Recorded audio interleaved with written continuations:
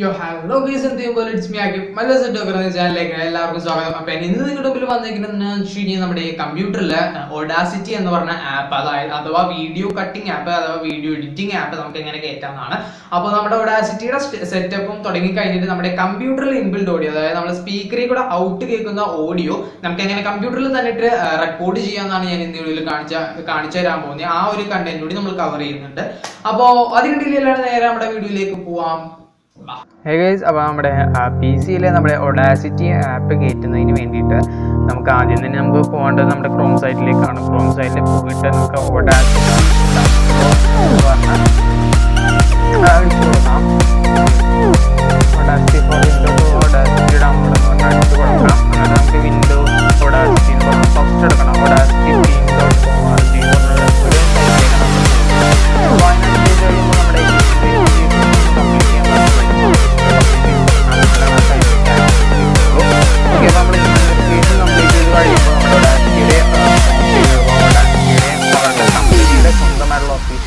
എത്തിയിട്ടുണ്ട്.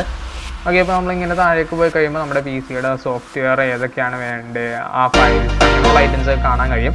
ഇതിൽ നിന്ന് കാണാൻ കഴിയും Audacity 2.4.2 ഇൻസ്റ്റോളറും 2.4.2 വിത്ത് യൂസർ മാനുവലും വിത്തൗട്ട് യൂസർ മാനുവലും ഉണ്ട്. അപ്പോൾ ഞാൻ ആദ്യത്തെയാണ് ചൂസ് ചെയ്തിരിക്കുന്നത്.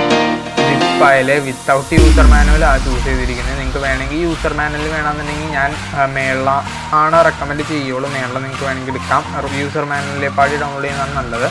ഓക്കെ, അപ്പോൾ നമ്മൾ ഓഡാസിറ്റി വിൻഡോസ് ഇൻസ്റ്റോളർ എന്ന് പറഞ്ഞ ആ ഒരു ഇത് നമുക്ക് ഡൗൺലോഡ് ചെയ്യാം.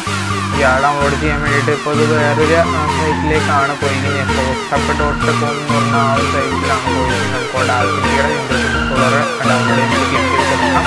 അപ്പോൾ ക്ലിക്ക് ചെയ്ത് കഴിയുമ്പോൾ തന്നെ ഡൗൺലോഡ് സ്റ്റാർട്ട് ആയിരിക്കും. ഞാനിപ്പോൾ ഓൾറെഡി ഡൗൺലോഡ് ചെയ്തിരിക്കുന്നത് കാരണം ഞാനിപ്പോൾ ഡൗൺലോഡ് ചെയ്യാൻ വേണ്ടിയിട്ടുള്ള ഡൗൺലോഡ് ആവാൻ വേണ്ടിയിട്ട് വെയിറ്റ് ചെയ്യുന്നില്ല. ഓക്കെ, ഞാൻ ഡൗൺലോഡ് ആവുന്നത് ക്യാൻസൽ ചെയ്യണം. അപ്പോൾ ക്രോം ക്ലോസ് ചെയ്ത് കളഞ്ഞു.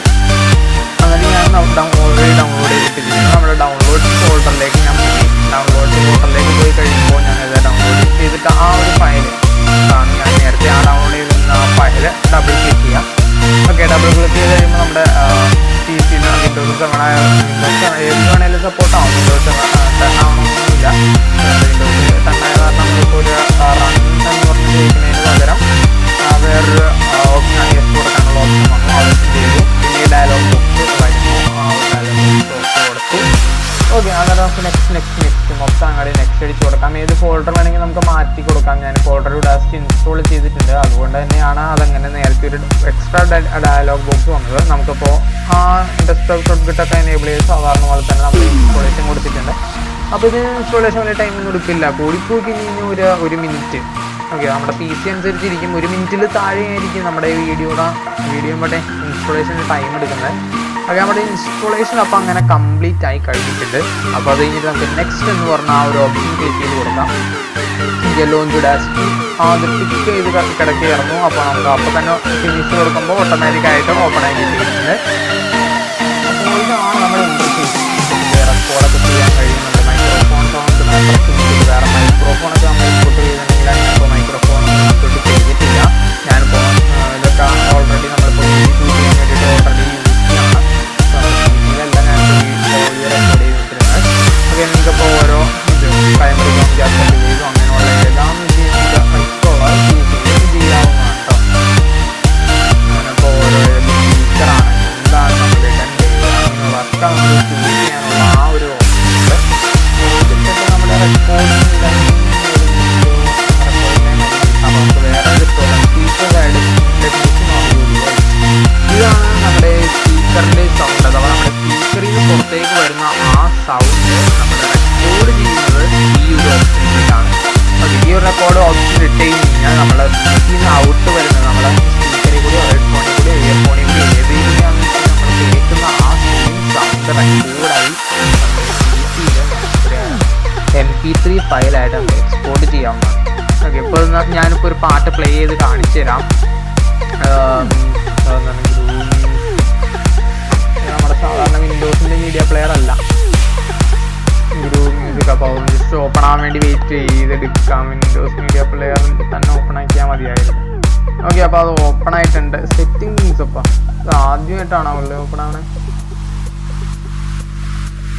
അപ്പോൾ groove is just about ready. Okay, നമ്മുടെ പാട്ട് കേട്ട് തുടങ്ങിയിട്ടുണ്ട്. ഇതാണ് നമ്മുടെ പാട്ട്. അപ്പോൾ നിങ്ങൾക്ക് കാണാൻ കഴിയും ഇനി ഇതിനകത്ത് റെക്കോർഡ് ബട്ടൺമ ക്ലിക്ക് ചെയ്ത് കഴിഞ്ഞപ്പോൾ നിങ്ങൾക്ക് കാണാൻ കഴിയും നേരത്തെ ഒച്ചയൊന്നും ഇല്ലാത്ത കാരണം നേരത്തെ ഒരു പ്ലെയിൻ ലൈൻ ആയിരുന്നു. ഇപ്പോൾ ഒച്ച കേൾക്കുന്ന അനുസരിച്ച് ഒച്ച വരുന്നതും ഓരോ ബീറ്റും ഒക്കെ അനുസരിച്ച് നിങ്ങൾക്ക് ഇവിടെ കാണാൻ കഴിയും നമ്മുടെ സൗണ്ട് ബാർ അഥവാ സൗണ്ട് മാപ്പർ ഓൺ ആയിട്ടുണ്ട്. സൗണ്ട് മാപ്പറിൽ സൗണ്ടിൻ്റെ ഡ്യൂറേഷനും പീക്കും ഒക്കെ വരുന്നുണ്ട്. അപ്പോൾ നമ്മുടെ വീഡിയോ വർക്കിംഗ് ആണ്, നമ്മുടെ ആപ്പ് വർക്കിംഗ് ആണെന്നാണ് ഞാൻ ഈ വീഡിയോയിൽ കാണിച്ചു തന്നത്. അപ്പോൾ വീഡിയോ ലൈക്ക് ചെയ്യുക, ചാനൽ സബ്സ്ക്രൈബ് ചെയ്യുക.